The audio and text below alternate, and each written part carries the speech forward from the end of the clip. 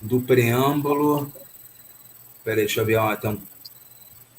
Sim. Ele está falando quanto à questão da liberdade religiosa. Isso aqui foi quanto à Câmara Municipal de Sorocaba, acho que foi justamente o julgamento contra a leitura de versículos bíblicos na abertura. Aí ele colocou aqui o seguinte: a meu ver, não se pode por ateus e agnósticos uma invocação que contende com a consciência desses impetrantes.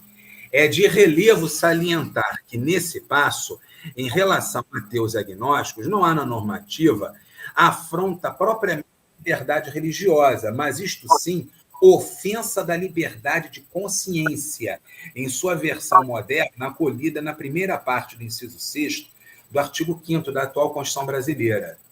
É que a resolução em pauta não distingue religião alguma. A resolução, no caso, é o regimento interno da Câmara Municipal de Sorocaba, que todo regimento interno é uma espécie normativa chamada de resolução.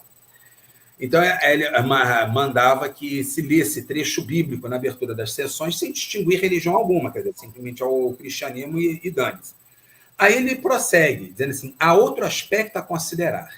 Tampouco aos que professam um determinado credo religioso pode impor-se a impetração de um Deus qualquer, um Deus à la carte, determinado segundo a variação dos crentes. Já agora, sim, secundum quid, quer dizer, uma segunda razão, um segundo princípio, trata-se propriamente de uma vulneração da vulneração da liberdade religiosa, porque se inculcaria a crentes a profissão de uma fórmula propositadamente vazia, intimando-os a uma religiosidade difusa. O raciocínio jurídico dele foi bem sutil aqui. Ele não estou aqui, ultrapassado essa ideia de mas o ateu não acredita mesmo, o que é que ele vai sofrer tendo que ouvir a profissão de Deus ler Bíblia? Não, isso não ofende a liberdade religiosa do ateu, porque ele não segue religião, mas ofende a liberdade de consciência. Ele tem o direito de não querer ouvir coisas em que ele não acredita. Então, deixa eu só... achei interessante isso que você falou. Deixa eu só entender bem. O que aconteceu, na verdade, que esse juiz, embargador, não entendi muito bem... Esse embargador, Ricardo Dini, do alvo especial. Parece que foi bastante criativo, então, porque ele se esquivou do argumento clássico, né, que, mas o ateu não tem religião, então não estou ofendendo. Mas ele se esquivou e achou uma outra forma de... Não tem religião, mas tem consciência. Tem consciência, presume princípio, presume caráter, presume escrúpulos, presume decoro. Então, uma pessoa que não segue nenhuma religião, mas tem princípios contra isso, sendo obrigada a presenciar, está sendo violentada em sua consciência. Quanto ao outro ponto, ele fala que a defesa da Câmara Municipal de Sorocaba era de que, como se mandava ler trecho bíblico, não estaria enfatizando nenhuma confissão específica. Não é a Igreja Batista, não é a determinada Igreja Evangélica, não é a Igreja Luterana, é simplesmente uma forma difusa de se reverenciar o texto fundamental do cristianismo. Aí ele fala, mas isso também não é bom para os cristãos, porque nenhum cristão é um cristão solto, sem igreja, sem confissão. Ele tem, sim, os seus princípios pelos quais ele interpreta a Bíblia conforme a exegese de sua igreja. Então, assim, não se pode impor aos cristãos indistintamente que impetrem um Deus qualquer, quer dizer, um Deus à la carte, quer dizer, como chegar num restaurante e dizer assim, eu escolho que eu vou pegar um qualquer, segundo a variação dos crentes.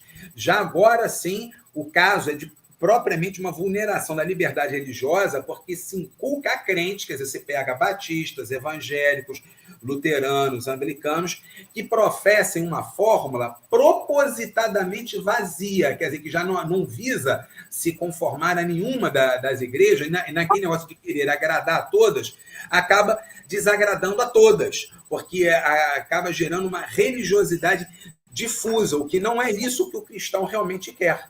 Então, essas impetrações acabam servindo para violentar tanto a consciência do ateu quanto a consciência do próprio cristão. Aquilo fere os dois lados. Agora, por que isso é mantido? Porque pega bem, atrai voto. A plasticidade do cristianismo ao longo da história começou num sistema monárquico, no caso do Império Romano, passou pela Idade Média, Renascença, como um validador da autoridade dos reis. Agora, no sistema democrático, ele serve como um meio de conferir virtude ao político, ainda que ele seja um ladrão, ainda que ele tenha uma série de episódios extremamente desabonadores em sua biografia, o fato dele posar como cristão e falar em Deus faz com que o vulgo, os pecos, quer dizer, o gado ordinário, ache, mas ele é um homem de Deus. O que ele faz, a salvação individual, ele comete o pecado dele. É o caso de Trump e Bolsonaro. Trump é um dos caras que tem a pior personalidade que você pode pensar, é Trump. E que possivelmente nem cristão mas fala em Deus. Ele fala em Deus, então ele está ajudando de algum modo a obra, está ajudando a igreja. Então, isso daí acaba servindo nas democracias como um modo de captar votos. Porque no sistema democrático, o parlamentar precisa do convencimento do eleitorado. Ele não se torna parlamentar por via hereditária. Não é porque o pai dele era parlamentar e deixou-lhe o cargo.